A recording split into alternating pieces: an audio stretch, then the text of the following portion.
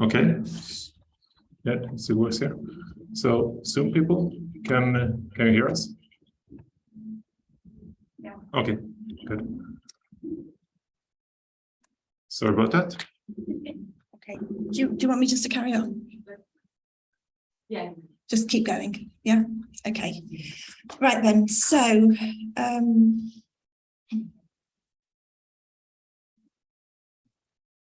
okay, so our training is on a wide range of topics. So we do a lot of training around who we are, you know, what the UK Data Service is, to raise awareness and about how to use our service.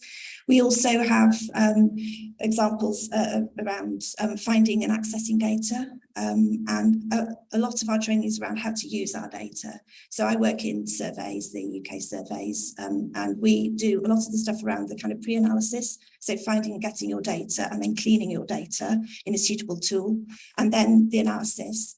And the analysis that we do only goes up to quite a basic level. So we're talking kind of crosstabs and, you know, basic things like, you know, bar charts and things of that kind. We also have a research data management team who do training, and computational social science team. In terms of the modes of training, we have live events, and we run a lot of those. So we have a lot of online webinars and workshops. The workshops can be something that's just an hour and a half, say, or it could be a 3-day workshop, for example. There's a lot of variety. And we have drop-ins that are run by the computational social science team every month and give presentations. But the thing I'm going to talk to you about today is the self-learning materials, which are all available on our website via our Learning Hub. So the Learning Hub is on the website, as I say, and this is what you see if you go to the Learning Hub. And you see in each of the little boxes, there is more information and links to our materials. So, for example, the top 3 boxes, I'm not sure how readable this is, are people who are new to using data. data skills modules, which I'll explain about in a moment, and survey data. So if you were to click onto the box that says survey data, that will take you through to a page that on the left-hand side is effectively a menu of what's on that page, and on the right-hand side is the actual information. So a little bit of text introduction, and then the links through to our self-learning materials. So the three that you can see on this slide are the what is data, what is SPSS, and using our PDF guides. So we have more than just PDF guides, though. We have different types of learning materials. So we have data skills modules, which are interactive, and they involve text and videos and quizzes and activities, and they tend to last for about 2 to 3 hours if people go right through from beginning to end, and they can get a certificate at the end if they want to do that. And then some of our slightly older materials are the PDF guides. So for example, we have one about using survey data, which is aimed at dissertation students, and one about hierarchical files. And we also have a small collection of 2 to 3 minute video tutorials. Okay, so that's the kind of online materials I'm talking about. Okay, so the project itself, the aim of this project was to explore the feasibility of creating something we're calling pathways of free online self-learning materials. And the aim of these pathways is to guide users through from more basic to more advanced skills. And we started this about a year ago. And as I say, it is a feasibility study. So we are currently kind of exploring what's possible and how much we want to do and how we want to do it. And the idea is that that study should finish by the end of this year, but we already know that this is stuff that we want to continue with. So we will be doing work on pathways after the end of this year. Okay, so why do we want to create the pathways? Well, as you've seen already, users browse to materials in the Learning Hub. And there is some guidance about the different types of materials we've got, as I showed you, like the little boxes for survey data, but there really isn't a lot about how all the materials actually fit together. So the aim of this project is to think about that. So helping the users to find materials more easily, and also show them how they can progress through earlier skills through to kind of slightly more advanced skills. Okay, so what are the steps towards creating the pathways?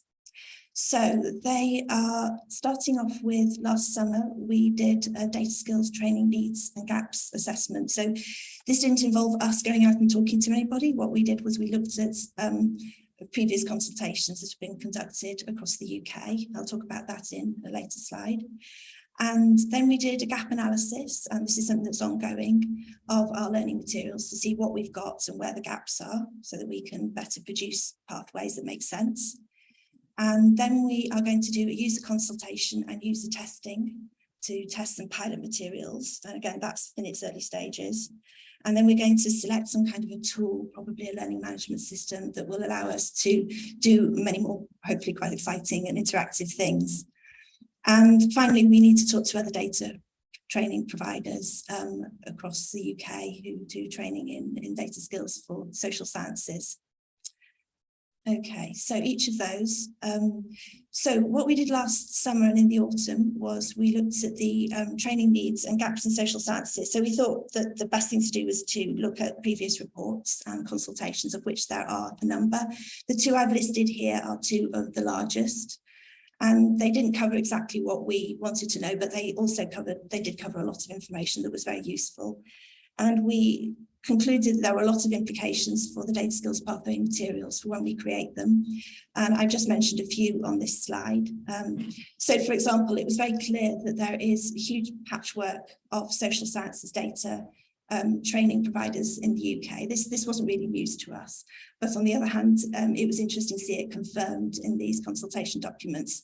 And the main thing was that this is incredibly confusing for users. They aren't quite sure where to go to find what they need, because everything's got a slightly different name. There are different websites, they cover different data types, etc. And also this patchwork means that there's potential gaps or overlaps in the training that's provided. And we concluded that obviously anything to do with signposting, which is something we hope to do as part of the pathways, should help with this. So we're not thinking just about ourselves, we're also thinking about how we would fit in with the wider training community for data. Okay, so other things we discovered was that there's a lack of the sense of where training fits in the entire research process. And that came up in several of these reports. So very often there's training about a particular data skill, but there's not so much explanation about where that fits in. And also it's important to promote the use of real life data sets, because these are often slightly more messy than, you know, and they also provide results that are actually, you know, say nationally representative.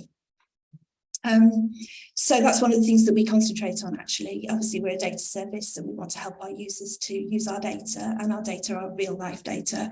So one of the things that we spend a lot of time on would be explaining people how to clean their data.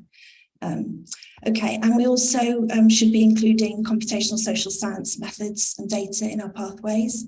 And this is something that we are well placed to do because we already have a team who work on this and already do training on this.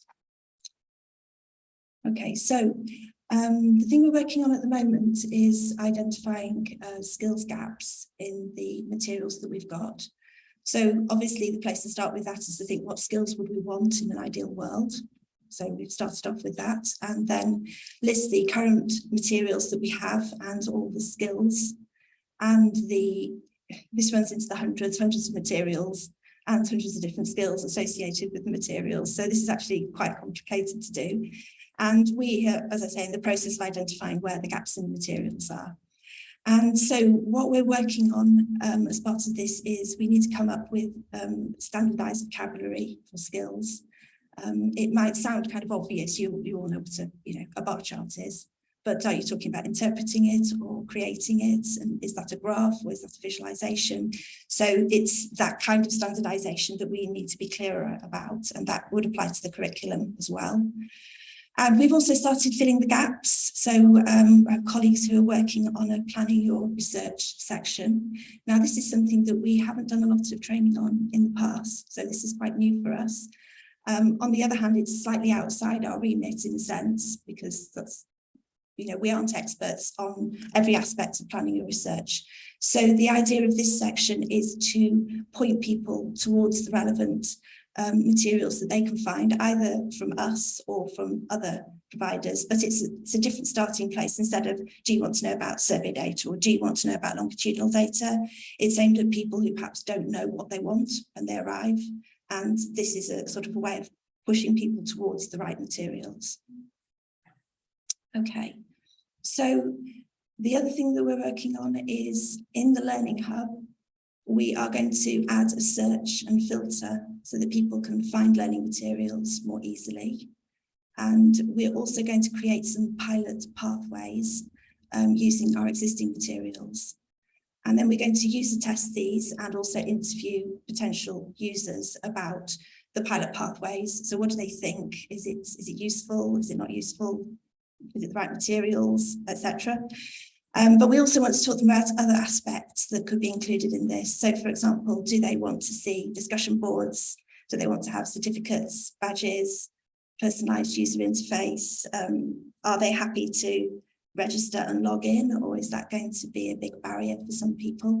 I'm assuming that they're going to say they do want most of these things, but I suppose the question is, how much do they want them? So that's something to explore. Okay, so what do I mean by a pilot pathway? Well, this is just an example of one of the ones that we have come up just with recently, analysing survey data using SPSS. And the idea is that this would appear as a web page in the pathways section, and people can navigate to that and then have a look at it.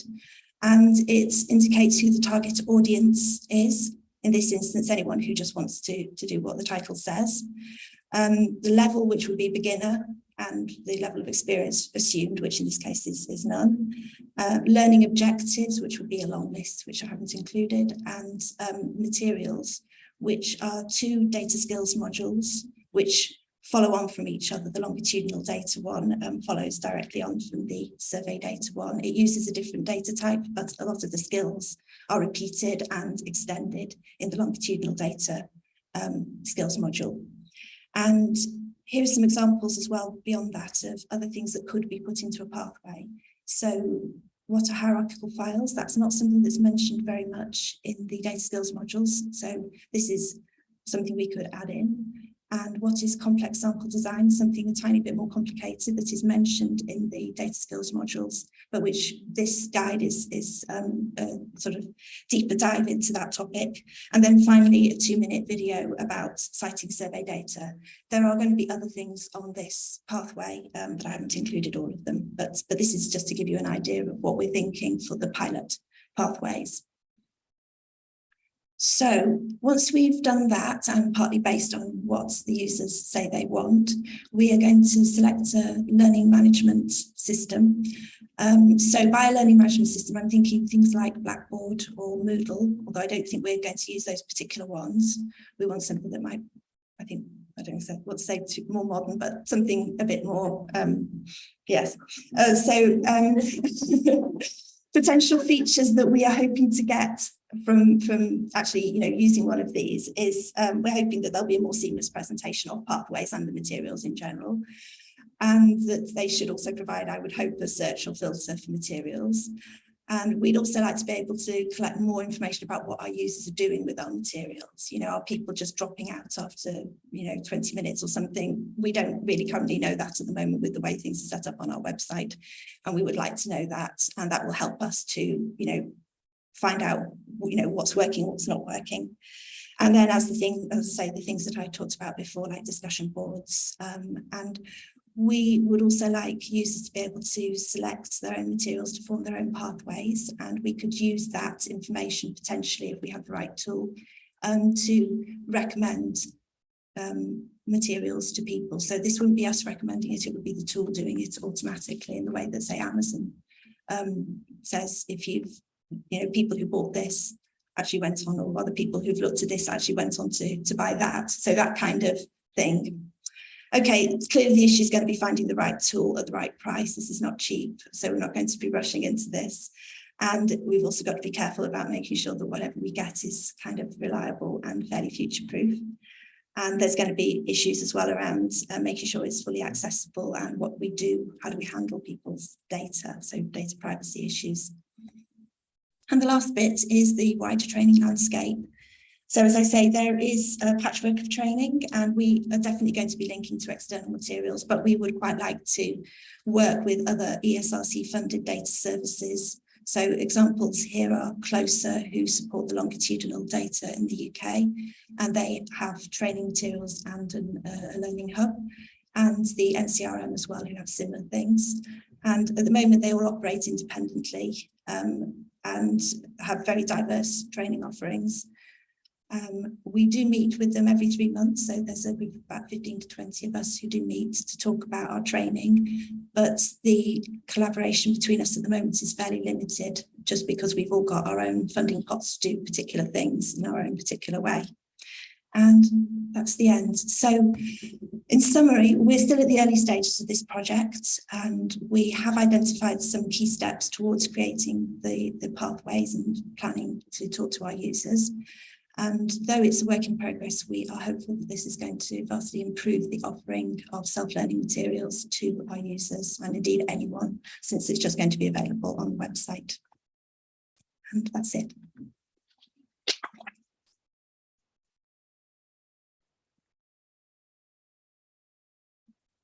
Do you need to use the microphone?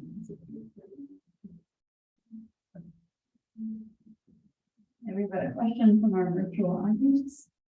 Is there a need for this training because universities are not currently meeting these needs? In other words, there's not enough training for students and staff? Or is it because there's a large cohort of people working with data who haven't gone down these traditional educational routes where there may be training?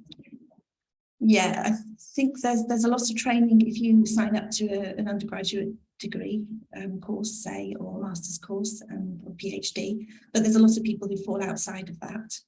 And obviously, the skills that you need might change over the course of your career. It isn't just aimed at academics. I know it sounds a bit like it is from the way I've described it, but it's actually, we have people from charities, think tanks, government who come to our website to get our data and to have, to use our training. So yeah, there could be a lot of reasons why this would be needed.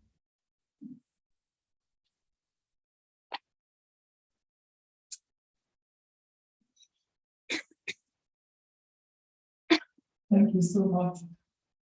Could you possibly tell a bit, how do you involve your users in a dialogue that you set about all these fantastic resources?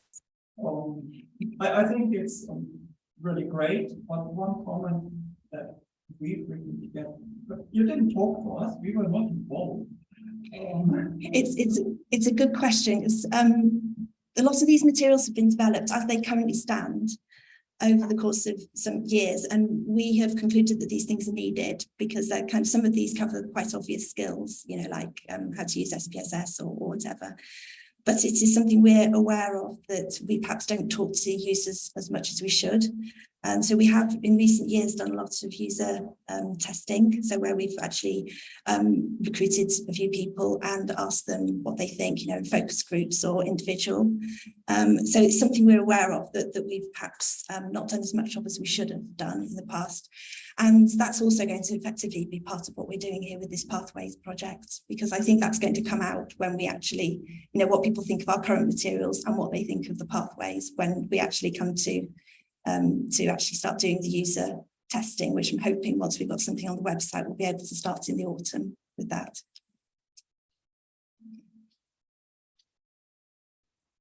So you mentioned that there are hundreds of materials and curriculums for people to go through. Is that because you start from beginner to advanced, or is that perhaps some duplication, and then once you get to your curriculum, you narrow some of that down? Yeah, we have a lot of materials because I am also including recordings of live events. We run, potentially hundreds of those in a year. You're right, there will be a fair amount of duplication. So that's one of the things I'm expecting that we're going to see if we try to get people, say, to look at 3 recorded webinars that each went on for, say, half an hour. There's going to be bits that's probably repeated in them, that kind of thing. So yes, it's hundreds of individual materials, self-learning materials that I was referring to. Yeah, does that answer your question? Yeah, I guess my question also was I'm sorry. My question to a certain extent was, do you think that that could be a part of, maybe some of the lack or the gap, right? Is that they are looking at materials and then kind of coming across the same thing and not coming across the thing that they might actually need. Yeah, for sure. And again, something that we hope will come out with this, it'll be hopefully obvious to us where the gaps are, but also when we talk to the users, it's going to become obvious. And if we were to implement something like discussion boards, or we could have people recommending things or voting or, talking to each other, they could say, oh, this is really great, but why didn't you do it in data, for example? So hopefully that's going to come out. Yeah. So much, Sarah. Okay.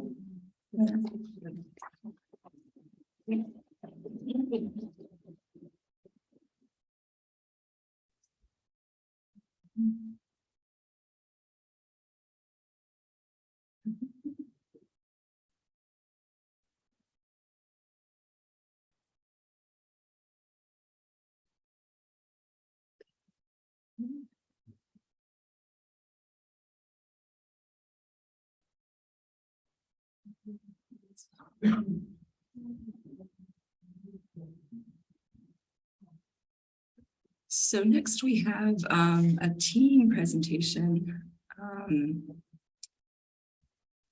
Sorry, the clicking I have to do here. So next we have a team presentation. It's Who is Counted? The Census of Canada and Ethno-Racial and Indigenous Identities with Kevin Manuel, data librarian at the Toronto Metropolitan University, which is formerly Ryerson in Toronto, Canada, Alexandrea Cooper, Data Services Coordinator at Queen's University, Kingston, Canada, and Rosa Orlandini, Data Services Librarian at the York University, Toronto, Canada. Thank you. Thank you, Lynda. probably thinking, where's the team? So I'm here in person, but Alex and Rosa are joining us virtually here on the Zoom at 5 a.m. in Toronto. So thank you for getting up. So our presentation today, I'll just give you a little. How does it move the slide here? Oh, I have to. Yeah, there we go. So I'll just give a little overview of ourselves. I think you've already had that from Lynda, so we'll skip that one. But a bit about a context of the census itself for Canada, and then some information about the development of the racialized data guide that we created over the last couple of years. And then looking at the historical timeline of the Canadian census from 1870 to 2021. And then some sample research questions that are good examples of what we actually receive and how this data guide would be used to answer those questions. So there's the pictures, just in case you're wondering who they are. You probably met them before. They'll be available for the questions when we're finished. So they'll be joining us later at the end.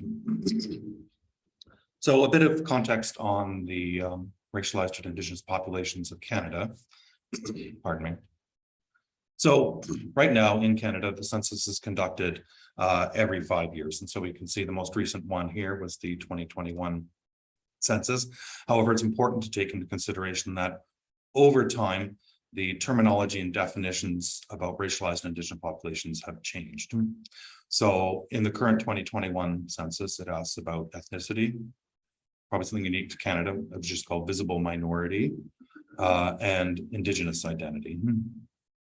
And so researchers currently are asking some questions about whether some of this terminology actually reflects Canadian society today, and we'll discuss that a little later through the presentation. So let's go way back in time and take a look at the origins of census in Canada. So it's important to remember that, the census was often an instrument of colonization, and it really connects to a lot of the colonial efforts within Canada's history. So if we go back to 1665 in New France, which is today, of course, Quebec and parts of our maritime provinces, the first census was conducted, and we can see they've got the actual document there from 1666 with the results that they had collected, and the stuff's been digitized. It's online. You can take a look at this. But then during the 7 Years' War, of course, New France became part of British North America in 1759 after the fall of Quebec City. So then, of course, the different colonial regimes collecting the information. In 1867, the British North America colonies federated. But when you're looking at this map, it doesn't look the same, of course, as it does today. So we have 10 provinces and 3 territories. So in federation at that time, it was a handful of partial provinces and some of the maritime provinces. And in Canada, the first census was conducted in 1871. So reflecting that map, not of what completely Canada is today.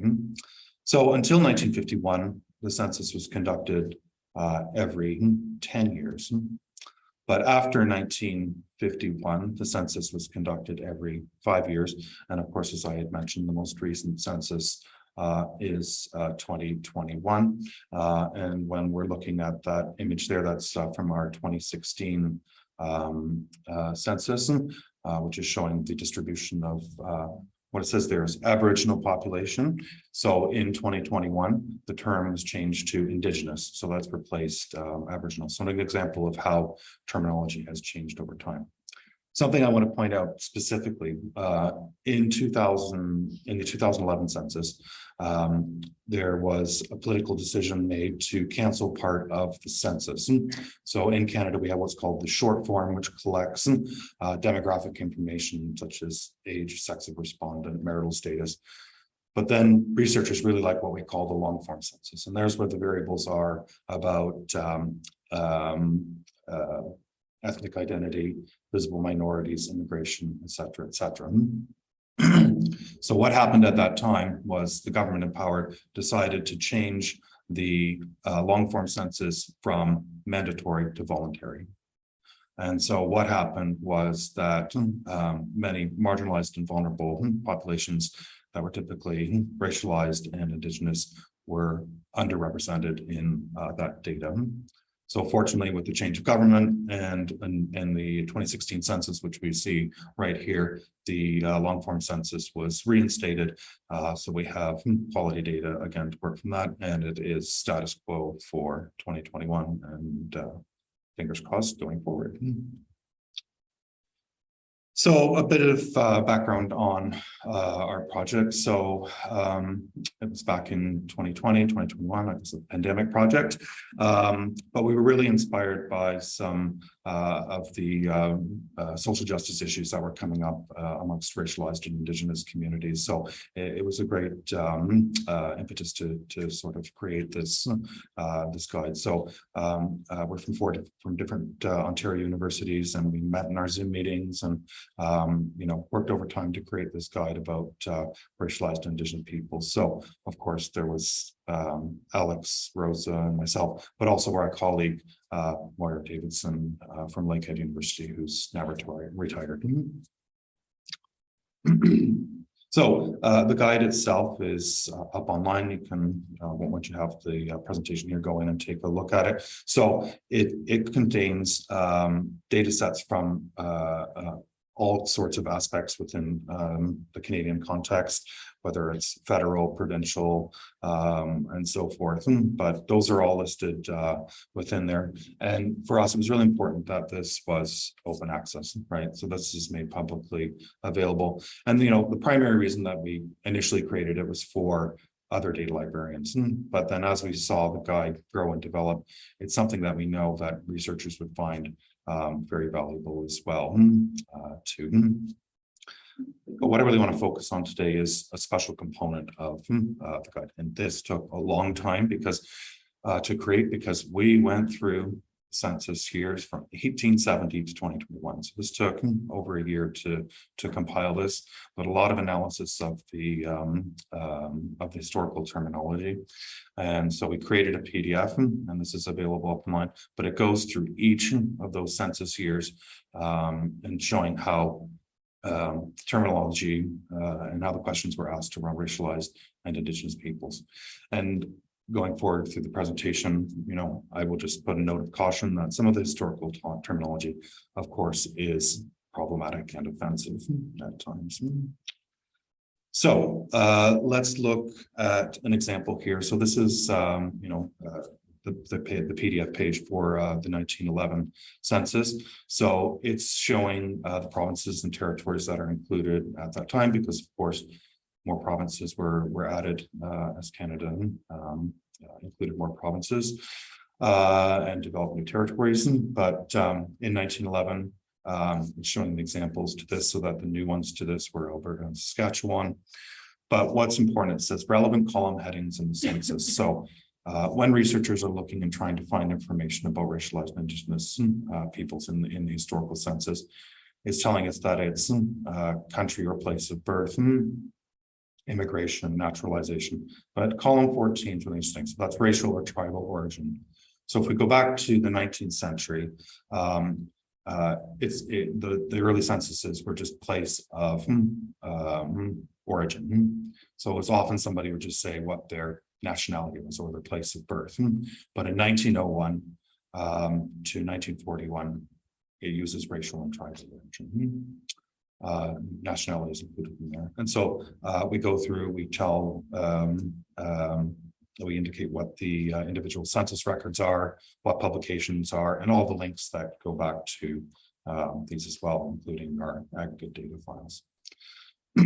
So as the census progresses, of course, over time, there is more detailed questions. So we can see in 1921, there's a lot more different columns that are asking information about people's origins. And of course, column 21, racial and tribal origin still continues there, but a lot more other questions that are connected to identity. And another interesting type of census that occurred was also the census of the prairie provinces, and this occurred in the early 20th century, and these were conducted just to really reflect the changes in immigration, because there was a lot of influx of new arrivals into the prairies at that time. So again, we can see there's different types of questions for that type of census as well. So what we're going to do at this point is give some actual types of questions that we would receive and how we would answer those questions using the guidance. So the first question is that a researcher is looking to compare changes in the population of Indigenous communities over the past 150 years. So what is the current context? So about 5% of the population in Canada right now identifies as Indigenous. So there's the current Statistics Canada page. So, you know, as of 2021, it was changed from Aboriginal to Indigenous. So as we can see on that page, they're not going back and retroactively changing all of the terminology. So it still says for 2016 Aboriginal population. So working with researchers, this is where the confusion can start to happen. So why does one say Indigenous, one say Aboriginal? This is where you have to understand how these changes happen over time. So looking at it since the beginning of the census in 1871, it's important to really take into consideration that a lot of these classifications are connected to really the colonial attitudes of the time. So from 1871 to 1891, Indigenous peoples were categorized as Indian under origin. And then from 1901 to 1931, Indian was defined as Aboriginal whose mother was Indian. And it's really important to take this into consideration because Indigenous communities were often matrilineal societies, so that the family's history was traced through the mother's side. So in 1941 to 1951, we can see it's changed to the father's side. So here's that imposition of that patriarchal colonial attitude, right? Changing how communities identify themselves. And 1961 to 1981, it was changed to Native Indian, and in 1981, the Métis community was included as a ethnic or cultural group. In 1986, a big change was from Indian to Aboriginal, and within this, there was three identifiers that respondents could use. So First Nations, Métis, and Inuit. And it's also important to know that before 1996, when it changed to a distinct category, that Aboriginal Indigenous identity was just included within ethnic or origin questions. So since 1996, it was designated that Indigenous identity was so important that it had to be distinct from other ethno-racial identities. And as I mentioned before, in 2021, Indigenous replaced Aboriginal as a collective term for First Nations, Métis, and Inuit. And of course, this isn't being changed retroactively over time. So what does First Nations mean in Canada? It's a term to describe Indigenous peoples who are not Métis or Inuit. So this is the term that replaced Indian, Native American. And the Inuit identity was enumerated as Indian until 1931 and as Eskimo from 1941 to 1971. And the Métis community in 1871 was half-breed, and from 1881 to 1891, they could choose either white or Indian. And 1901, it went back to half-breed until 1941, when it just changed back to white or Indian. So in the current context, some Indigenous communities don't participate in the census collection. There may be a lack of trust with federal enumerators that are coming. Some are asserting sovereignty, and these communities collect their own data. So right now, I think there is about a dozen communities that collect their own information.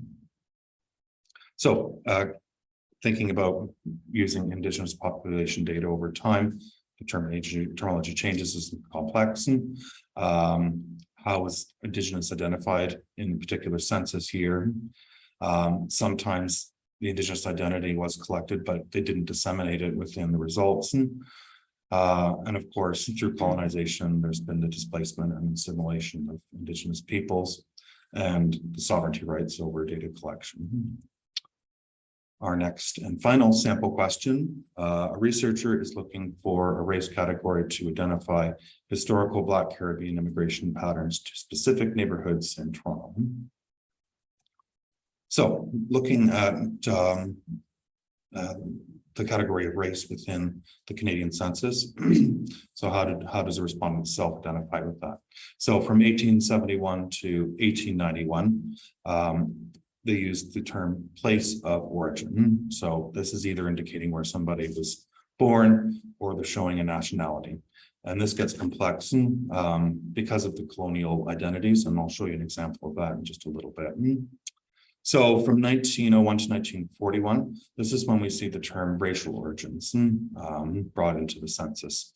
And by 1946, race was removed and replaced with ethnic origins. We're starting to see a shift within the Canadian census at that time. So in 1951, origin was introduced, and from 1961 to 1981, it was ethnic or cultural group. So we can see how this terminology has changed so much over time and how it's often difficult to compare these. And an example from the 1981 census that really illustrates the legacy of colonialism. And so this is from a paper by D. Thompson. And they said that racialized Jamaican descendant respondents reported that they were British, while those Haitian descent identified as French. So they're taking on the colonial identities within their census responses. So it's often too difficult to filter out and identify people within the census itself. So that was 1981. 1986, a way to address this was by introducing what was called the visible minority variable. I think this is unique to Canada. So there's an example from the 2016 census for Toronto. So it's showing the different visible minorities. I'll show a more detailed example of that in just a second here. So what we get from researchers quite often is that they want to compare the Canadian data to other countries. And, you know, in a brief environmental scan, what we did, we saw that most countries collect data based on ethnicity instead of race. And we found that there really is no international standard for ethno-racial data classification. So researchers are often having to harmonize data. So try to find some common variables to compare. And so there's the example from the US Census page, which shows their definitions. So looking at the visible minority categories for Canada, we can see that there's about 10 there. And there's also one at the end, which is they can self-identify within that category. But white respondents aren't included within this. And so researchers often want to compare it to the US Census information. So this becomes often complicated because there are such different categories between the two countries. And what we're experiencing now is that researchers are finding challenges with the visible minority terminology. So they're starting in their research to refer to visible minority as racialized populations instead. So, you know, there's been a lot of feedback to Statistics Canada about this, that, you know, is it an opportunity for them to re-examine how the term is used, how, you know, it's better to include racialized populations and represented within the census. And the final component of that sample question we had was they're asking about neighborhoods. And so within Canada, there's what's called census geographies, but these don't necessarily match up with our municipal boundaries. Often cities will customize the data. So what we're saying to the respondent is think about the level of geography that you're going to use. So some considerations for that question. Think how the terminology has changed, how our identities altered due to colonial legacies. What geography are people looking at? And what are the indicators that are used to identify racialized peoples within the census? Is there intersectionality with it? Are those colonial terminologies intersecting with racialized identities? And historically, who was counted and not counted and why? Thank you very much, and we'll be happy to take questions now.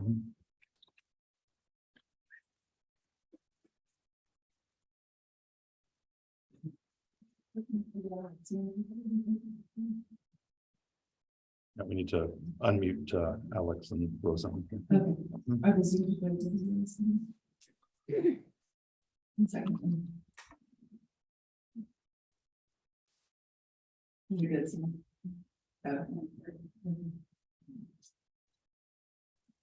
I can see them. We'll see if they're here. Yeah, there's still audio problems. Still, they still can't hear. Yeah.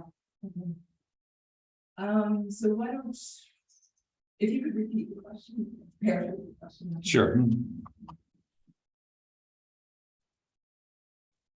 Yeah, thank you for your presentation.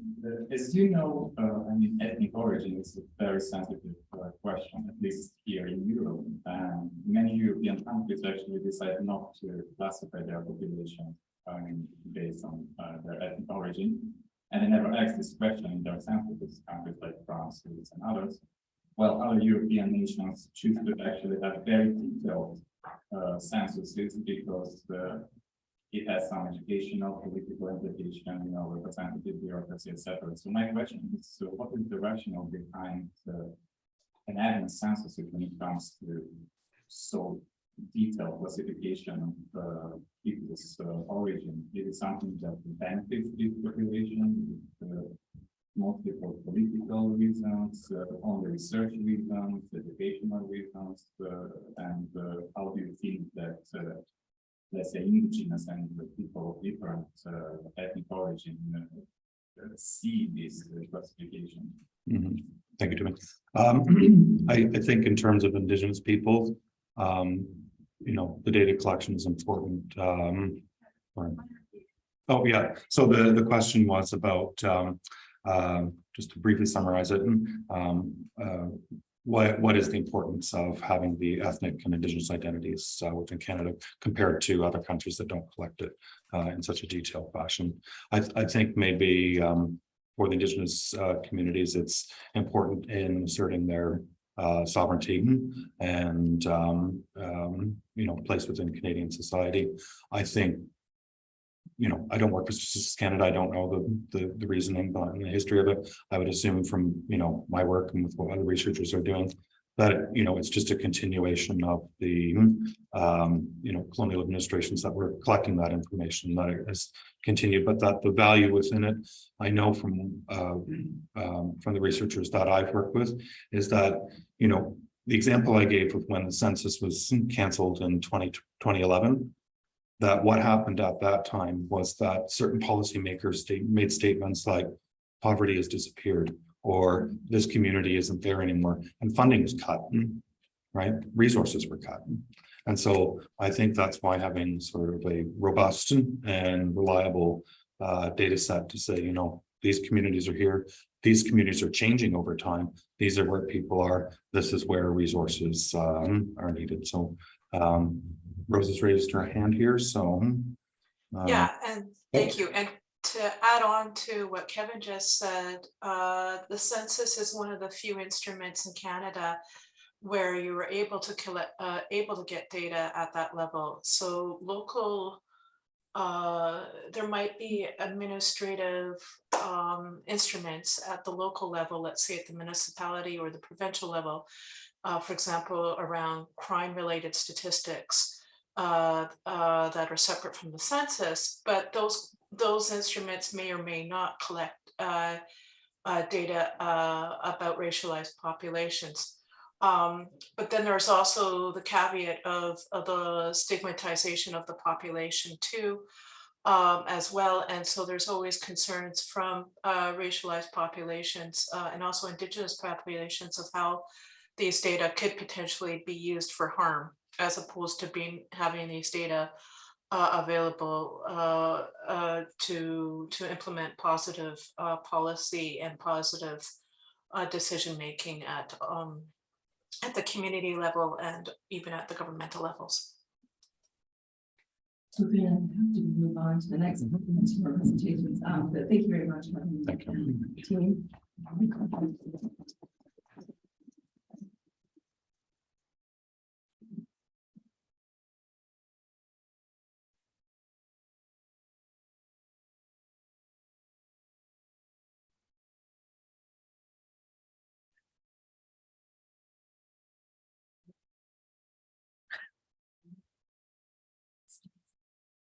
And we do invite you to continue the discussion in the chat, or if you're here, lucky enough to be here.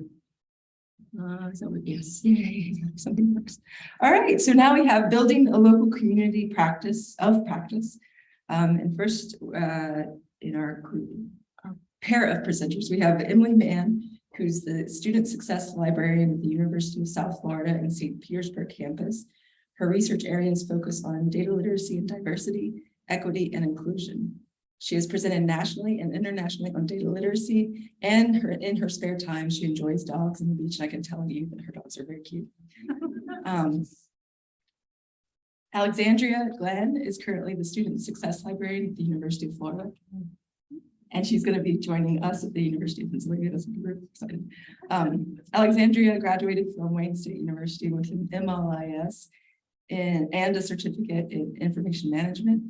Her research interests include information literacy, privacy, data literacy, and student engagement. In her spare time, she enjoys baking, hanging with her cats, not at the same time, and traveling. Thank you, Lynda. As you can tell, we are student success librarians and a little less formal than some of our other colleagues, I think.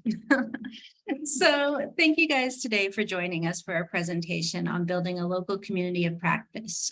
Today, we're going to talk about how we work to build a community of practice around data ethics and privacy literacy, particularly regarding undergraduate students in the Florida academic library community. Maybe.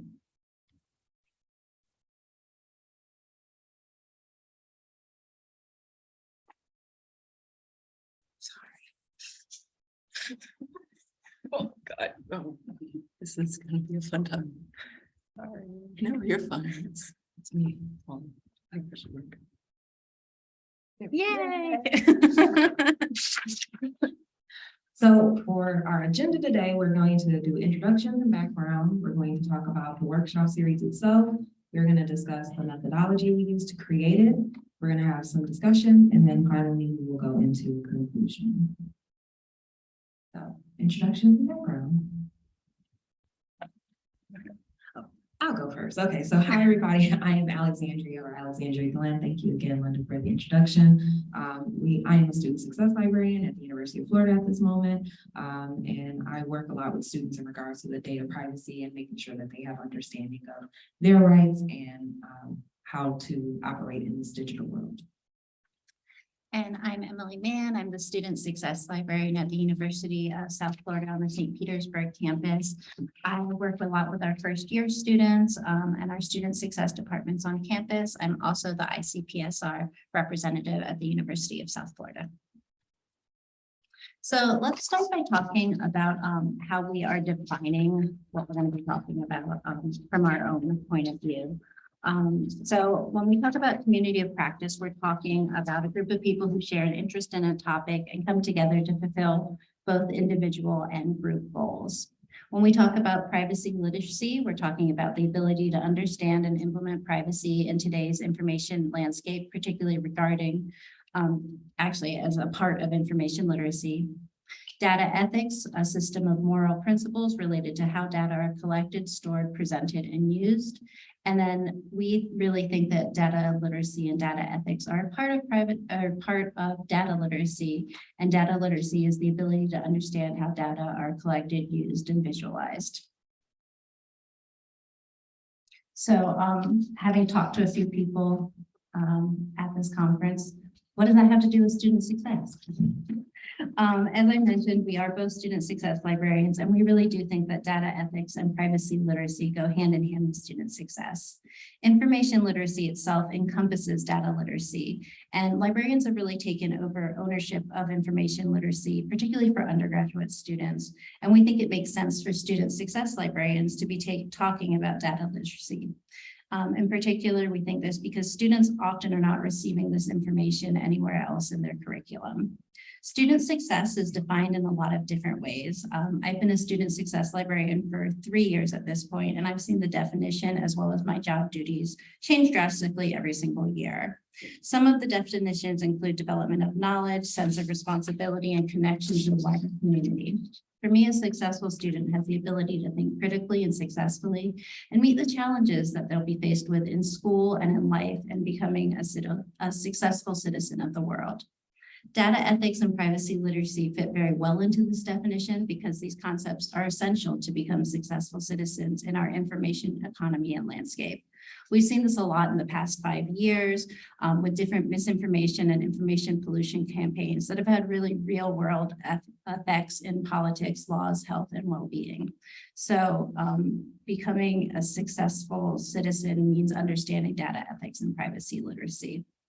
Currently, there's no sweeping data privacy laws in the United States. There's some in California, but because data are collected online and stored in the cloud and analyzed, the laws are really pretty difficult to enforce. So we don't have legal protection so much, and so it's really important for our students to understand what's going on.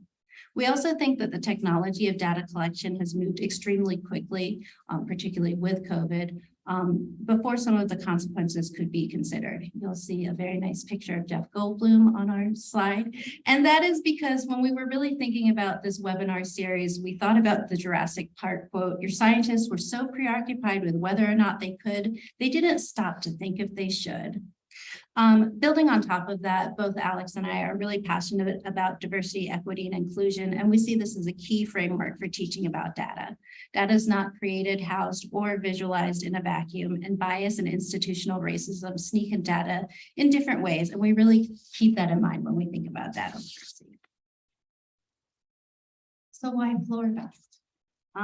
Why try and create a community of practice in Florida of all places, beyond the fact that we were both in Florida? We know what you think when you think about Florida. You think about Florida man, you think about Florida woman, and often an alligator.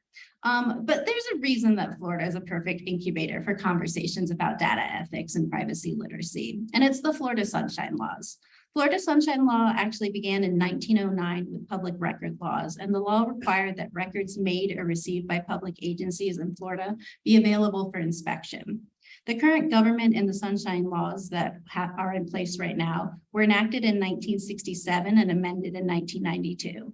They establish a basic right of access for most records from governing bodies of state and local government agencies or authorities.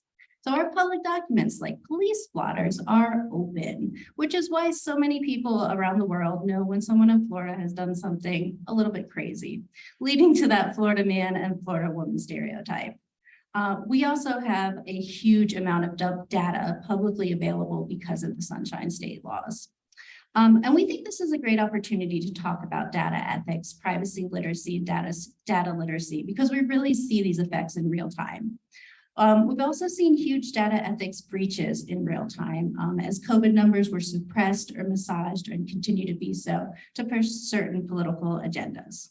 The other thing about Florida is it's really large. There are 12 state university systems, including the University of South Florida, where I work, and the University of Florida, where Alex works. There's also over 30 private universities and colleges, a Florida college system with 28 community colleges and state colleges. So that's a lot of potential for collaboration, but it's actually physically large as well. And our universities tend to be siloed, and as well as that, they're also competitive for resources. So we saw this as a great opportunity to increase collaboration among Florida academic libraries, since we have a lot of the same concerns, but we weren't really always communicating. So with that. So now that you have some context about where we began, now we're going to talk about what led to the creation of our workshop series. So the workshop goals were to educate Florida librarians about data ethics and privacy literacy, kind of begin us at the same point, and then also to create a community of practice. So in regards to our workshop series, we created this within a collaboration of librarians from UF, University of Florida, USF, University of South Florida, Florida State University, as well as librarians from Penn State Berks. We created it with the idea of scaffolding it. So starting from the beginning, something very basic, until we gradually built up to the biggest part of it. It was a 4-part series, and then we had one additional workshop, but it wasn't a workshop, it was a discussion. And that was the time where we were really trying to create that community amongst each other. So the first one was done, it's called Data and Privacy Ethics. That one was the beginning one. We really wanted to create a baseline for the conversation. What is data ethics? What's privacy ethics? Why are we discussing this? Why are we starting this workshop series? Then we moved on to online education, privacy, and student rights. And that one was really to talk about how students can relate to this particular topic, how their online education is affected by data privacy and their privacy rights, especially at the time. We had a lot of movement to online resources and online tools, but that changed a lot of the privacy that students had. So we had students discussing how they might have to, when they're taking an exam, turn the camera around and showcase their entire bedroom, right? To make sure that they weren't cheating. But that also allowed for them to have their privacy violated. And that was a big issue. So that was a big part of that conversation. Then we talked about what libraries collect, right? We are not innocent in this conversation in regards to how this privacy education should be discussed, because we also are collecting data and trying to inform ourselves about how best to serve students, how best to serve our patrons. But are we violating anything? Are we crossing any boundaries ourselves with that participation in that? And then lastly, we did Who's Afraid of Privacy Literacy? Classroom ready strategies for theory-informed teaching. And that was about how we want to teach students. How we want to teach students about privacy literacy. What are the best ways to do that? Especially as librarians, we often only have one-shot classroom sessions where we can only teach, for maybe 30 minutes. So how do we now add that into our conversation as well when we're teaching students? And then lastly, we did, like I said, the discussion. And that one was really more so that we could have that community practice and have those conversations. So then next up, we're going to talk about the methodology of how the webinar series was created. So the very first thing we did was we tried to decide how we were going to disseminate this. So we decided to use Florida Library webinars. Again, we were looking for a Florida audience, and Florida Library webinars already had a built-in infrastructure so that we could reach out to a lot of librarians within Florida. It was also, like we said, a good way to try to build community since something was already there. And it was also an easy way to distribute the webinar series. They already had email lists, they have a website, they utilize YouTube so that the webinars could be viewed afterwards. And it was just an easy way to kind of get that message out there. Next, we wanted to talk about how we were going to choose the topics and the speakers that were going to talk. So we generated a list of potential topics, a very long list, and then we utilized our networks and reached out to see who would feel comfortable presenting on these topics. So me and Emily also presented, but we also had our other colleagues present as well. So once we had reached out to our networks, we kind of narrowed down our list based off of who was available to speak and who was interested. Yes, so topics were based on speaker availability. Last, we had the plan. So we were working with colleagues throughout the state of Florida, but also colleagues in Pennsylvania. So we had to really focus on how we were going to schedule everything so everyone was available.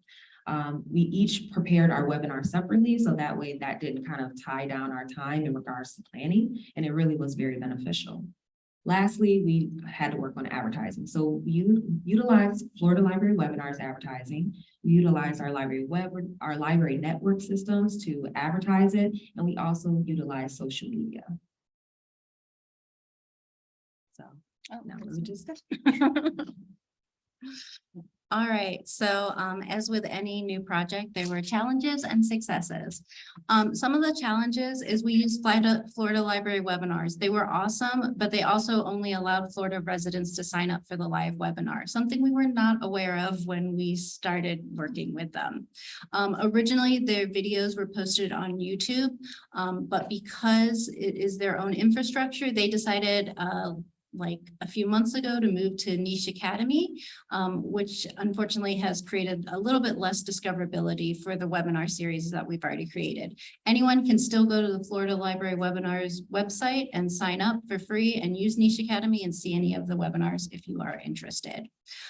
So one of the challenges we also are trying to figure out is figuring out a system for future communications and for sharing resources. Again, we are all really siloed, so what's the best way to put everything together? How do we keep this community going after we started it last fall? Some of our successes, we got 3 of the flagship schools in the state of Florida talking about data ethics and privacy literacy, particularly people who maybe thought they weren't data librarians. So people who are really working with students closely and seeing how they are actually relating to data ethics and privacy literacy. We started that conversation with academic librarians in Florida. And we also allowed presenters from different universities to work together and compare what different schools are doing. So we kind of did a little bit of matchmaking that way. And I think it was a nice way to start that community that we're hoping to continue. So major takeaways, using an existing infrastructure is great, but it does have its drawbacks because if you aren't creating that infrastructure, then you don't have as much of a voice in what happens afterwards. Also, it's hard to kind of keep that momentum going without built-in plans. Originally, we had a big goal of doing a large assessment of all the librarians who participated in it. However, we weren't able to get as much interest in doing that as we would have hoped for. And then lastly, communication was really key, especially in regards to getting our attendance up for the webinar series. It really mattered that we utilize our own personal networks as well as Florida Library webinars. So those are our major takeaways. And then moving forward, we don't just want to stop. We do hope to reach out to our past participants and get them involved. We also are continuing to create resources. It's great being at this conference and seeing what kinds of things everybody's already doing and finding more open spaces to house them. And then we're just continuing to learn and grow. As I said, we're student success librarians, but we're really excited about this aspect of it. So thank you. And any questions?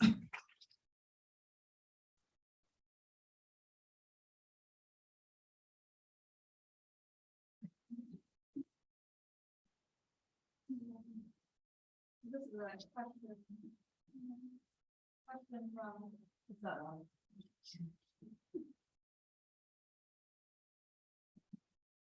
the question from our virtual audience, and I'm not certain yet that our folks there can hear, so I think that'd be great. Have Florida librarians had success talking about privacy, taking this knowledge into research methods classes?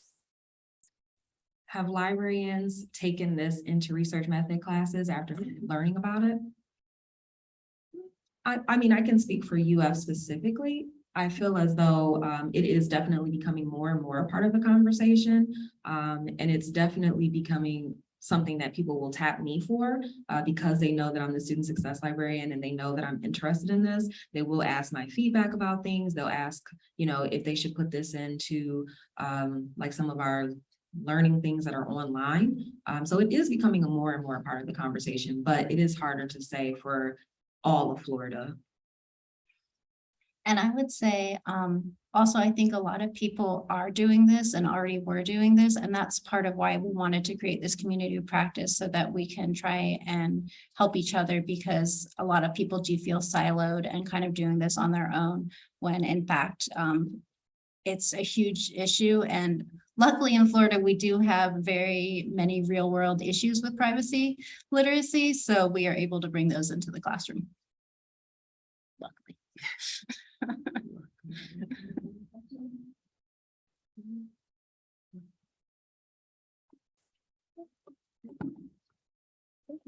Thank you very much.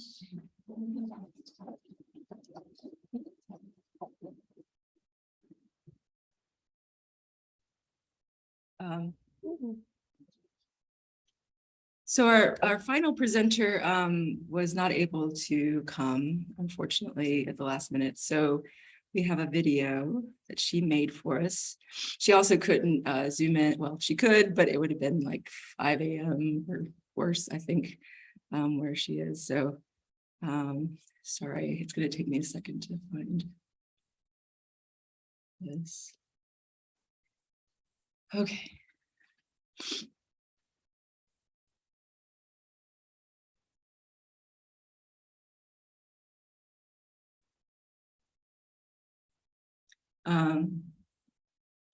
So if you do have questions for this presenter, please put them in the Whova chat. Don't put them into the Zoom chat, but the Whova platform itself, and Amelia can answer them that way. Would be the best thing to do. Okay, so Amelia Kallaher is, this is developing an undergraduate course in critical data literacy to advance new college learning outcomes. Amelia Kallaher is the data literacy librarian at Cornell University within the Albert R. Mann Library, where she focuses on the area of critical data literacy and collaborates with other librarians and relevant stakeholders across the library and university to advance instruction on data literacy, particularly for an undergraduate audience. Her interests include data discovery, reproducible research, and information and data literacy within the social science fields. She has a BA in history and an MLIS in library information sciences, both from the University of South Florida. Fun. A lot of Florida today. So again, if you have questions, just put them in the Whova chat for Amelia, and she can answer them there when she wakes up.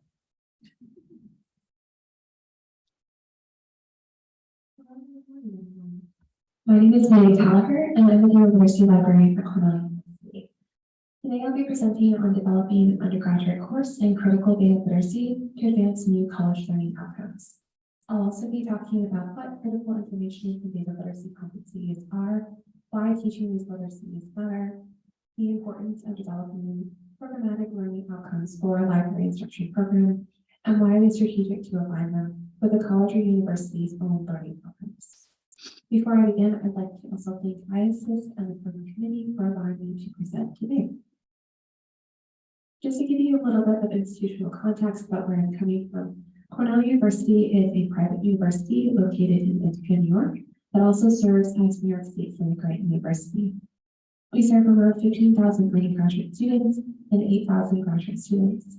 Librarians at Cornell are RTE faculty, which stands for Research, Teaching, and Extension faculty, without tenure status. We are beginning to teach credit bearing information and data literacy courses through some of our retooled instruction programs like the one I'm going to talk to you about today. Our courses are not required, but we teach semester-long courses and have been doing so for the past couple of years. The course I'll be referring to today is called ALS 1210, which is our new data literacy course that I developed and teach. As well as a bit of context about the institution that I work at, this is the library that I work at called the Albert R. Mann Library, or Mann Library for short. It's located on Cornell's Ithaca campus, and it's focused on the learning and discovery in the fields of agriculture, life sciences, and human ecology.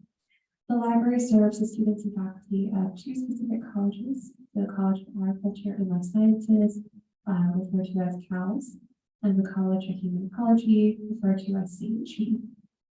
As part of Cornell University Library, Mann Library also serves the New York State Land-Grant Library, So we have an additional mission to serve the research needs of the state of New York, the local and state agriculture communities, and the agricultural experimentation and extension programs at Cornell University.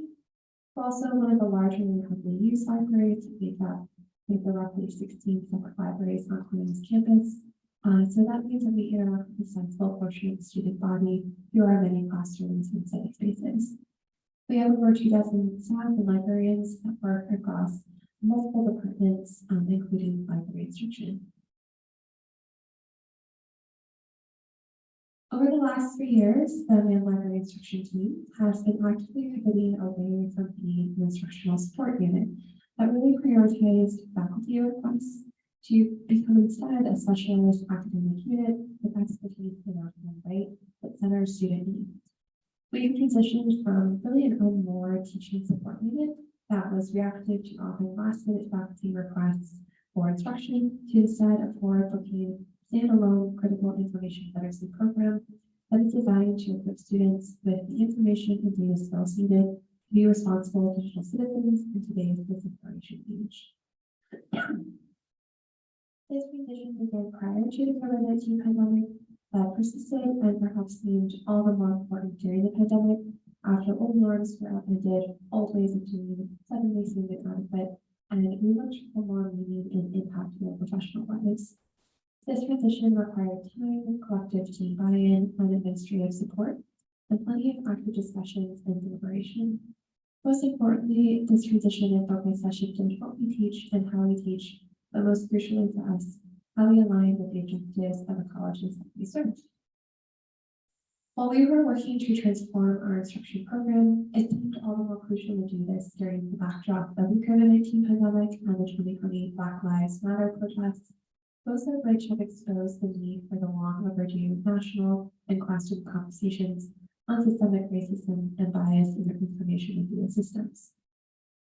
We made the conscious choice to not only transform how we teach, but what we teach, and for us that meant shifting into a critical information literacy instruction program.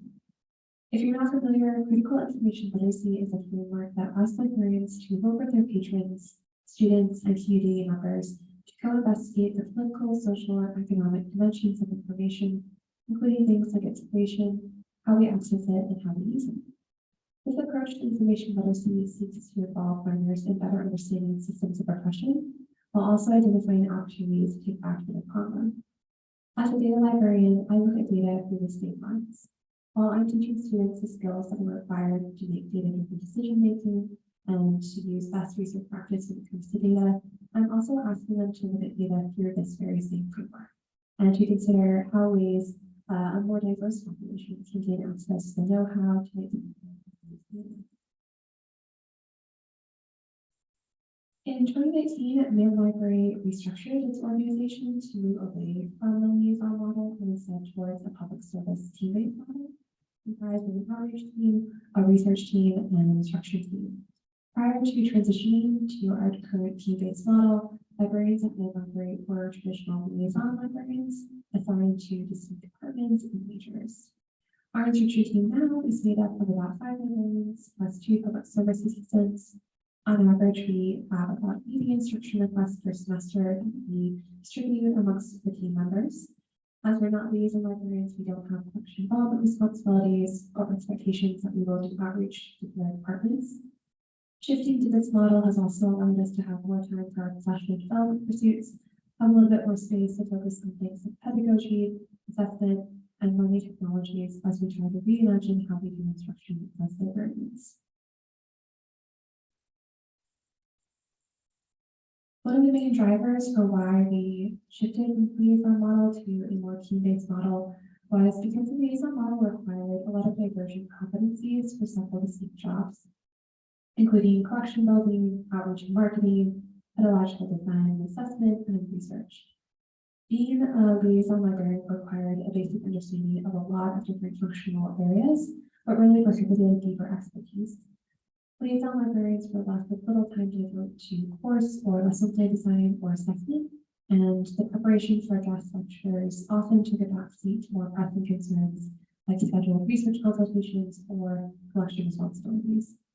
Additionally, there was some uneven distribution of instruction requests across departments, meaning that there was kind of uneven burden placed on specific needs and librarians with uneven and non-standardized approaches to teaching and learning across the courses that we work with. I really believe our model was not responsive to this disparity. We also found that the faculty requests that we had under the liaison model were based on faculty's own perceptions of what they think the librarian does, not based on our own actual expertise and training. And so that was a bit more outdated and misaligned partnership between our faculty and librarians. When we switched to a more proactive and student-centered model within our new team, it was because we understood that students were not learning how to evaluate information and data elsewhere, that they weren't being introduced to a variety of different information and data types, and that students didn't really enjoy or learn much from those unfulfilling one-shot lectures that we were giving. Shifting from that mostly click and show and one-shot instruction to instead more theoretical and critical information and data literacy instruction, it's really facilitated for librarians a more impactful role in the instruction of undergraduates. The most fundamental component of our transition has been the creation of programmatic learning outcomes, which really codify the framework through which our instruction librarians now teach. These learning outcomes align with college strategic priorities and address current curricular gaps that are inadequately addressed in other classes. In examining our class instruction load to come up with our programmatic goals, we really clarified the kind of contributions and impact that we want to have as educators and justice-oriented scholars within the undergraduate curriculum and campus learning environment. With our shift from a reactive and on-demand service to a more proactive and visionary advocacy unit, we came up with these 7 programmatic learning outcomes that we work to incorporate at least one into every instruction session that we teach. And these are available on our website. And so if you'd like to go look at them and unpack a little bit more, they are available at the link on the slide.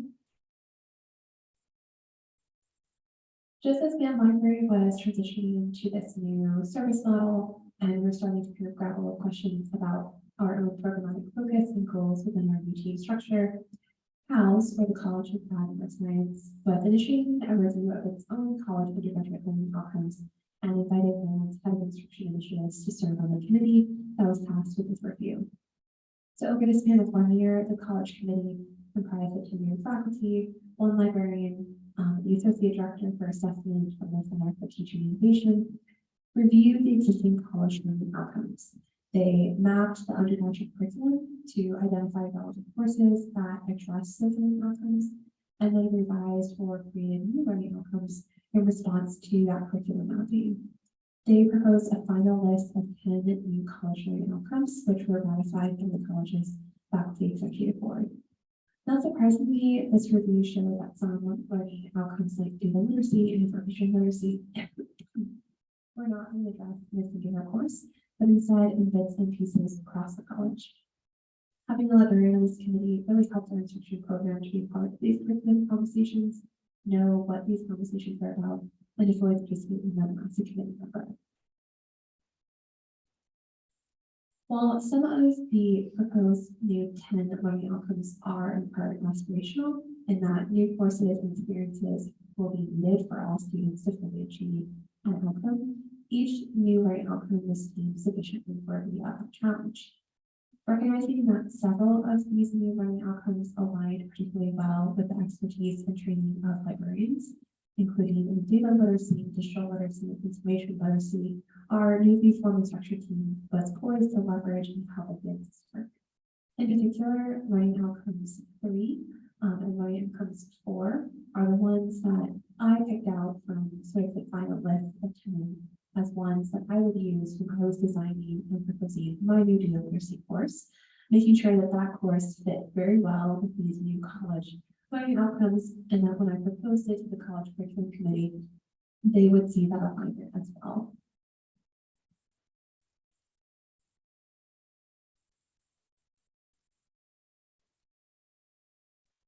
What also helped in proposing my course was knowing that a few students really received what ESI librarians and the instruction team thought was adequate training in information and data literacy during their undergraduate years, but that those students were very hungry for it. In many encounters, students come to us feeling unsure how to evaluate non-academic resources, unsure how to think about credibility, and uneasy about the kind of data that is reusable. In order to gather some local data that we could show faculty about this, we designed a mini research study to show faculty the skill gaps and deficiencies that we as librarians were seeing from students in these critical areas. So we did a little pop-up research study in the high traffic lobby of the library and offered students free pizza in exchange for about 10 minutes of task-based application keyword section. So for example, we gave students a complete citation, and from that citation, asked them to navigate to the full text article or the original data set. We gave students a handful of articles and sources with data and asked them to validate the credibility of those sources and to try to go into depth in more substantial ways about how they ascertained and information or data source was credible. We asked students to create keywords to search across multiple platforms and ask them to tell us what database features they were using and how they approach translating this research across different information and data platforms. Not surprisingly, we found that students weren't very good at completing these tasks, and this data supplemented some previous national studies which highlighted these skills deficiencies and served as a solid basis when proposing our new undergraduate courses. So the course that I ended up proposing to the curriculum committee to complement the new college learning outcomes, as well as to address some of those skills gaps that we found in our little mini research study, is called ALS 1210 Data Literacy, Cultivating Skills to Engage with Data. The class aims to equip students with a variety of non-technical backgrounds with the necessary skills to engage with quantitative and qualitative data in meaningful ways. It's a one-credit class that meets once per week and approaches data literacy as part of a broader process of inquiry into a field, not from a math or statistics-centric point of view, but with an understanding of the social systems in which data is produced and used. It was designed to teach students how to locate and make sense of unprocessed data, statistics, and data visualizations, and really to utilize basic analysis and critical inquiry skills to transform data and create meaning from it. It works through these 7 learning outcomes, and these are available on the Cornell course roster if you want to look at the links at the board. And over the course of the semester, we're teaching students how to define different data types, all the way to how to articulate a data-driven argument. There are a wealth of books that are written about some type of data literacy concept, and as a teacher, you have the option to approach teaching data literacy through a lot of various different approaches. These up on the screen are some of the books that I took into account and the ones that I used when I was drafting my course lectures. For my students, I chose to have them work through a messy data assignment as their final project. So for the project, students work through the process of managing data in the face of uncertainty and complexity. And by understanding the life cycle of data, they can then start to recognize how primary goals, interests, and politics contribute to the creation of data sets. Additionally, each class lecture is developed around a particular data question that we are addressing that week.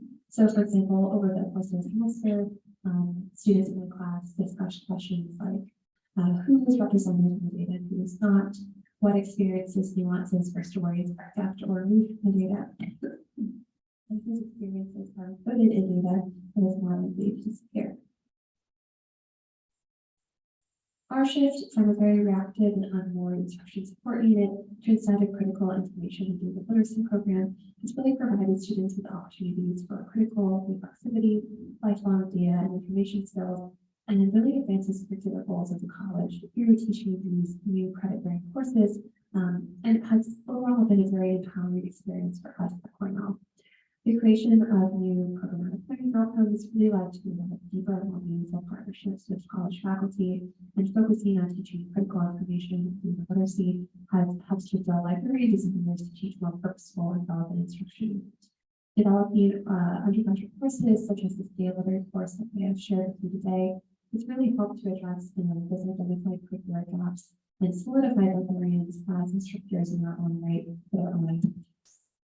Our recommendations for librarians looking to do something similar with our institutions would be to consider how are learning outcomes for your college or university currently being assessed or about to be.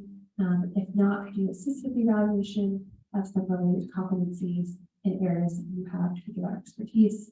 Are there learning outcomes that aren't being achieved in your college? And do you have any way to assess them in offering the course? Are there any relevant curriculum committees that you could join? And if not, can you spin those up and invite faculty to join you? And then if you are working in an instruction team or instruction program within your library, is that instruction model giving you as librarian space? Really important things, pedagogy, assessment, new learning technologies, and your own professional development. That's a very value of higher education is being questioned on the national stage, and libraries as well as college curriculum boards are looking to reestablish the value of a college education, playing a role in the acquisition of important critical life skills, feels like a worthy goal that makes the work all the more important and needed. So thank you everyone for listening, and I am happy to answer any questions if you would like to reach out via email, and my email is up on the slide and will be available on Twitter. Thank you and have a great day.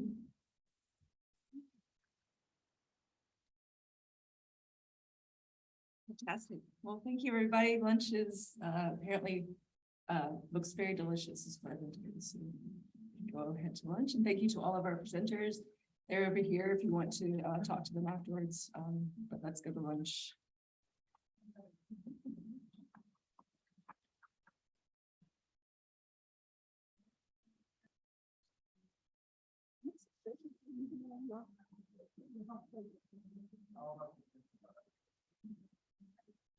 Oh.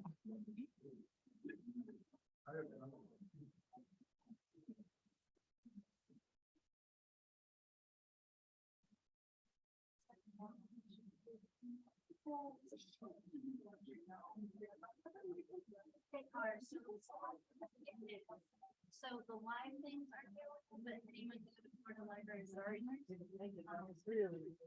Yeah, I actually taught for that course. Yeah, no.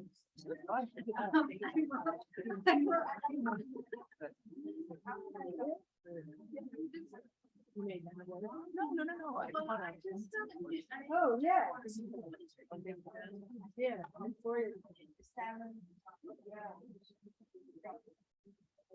And I love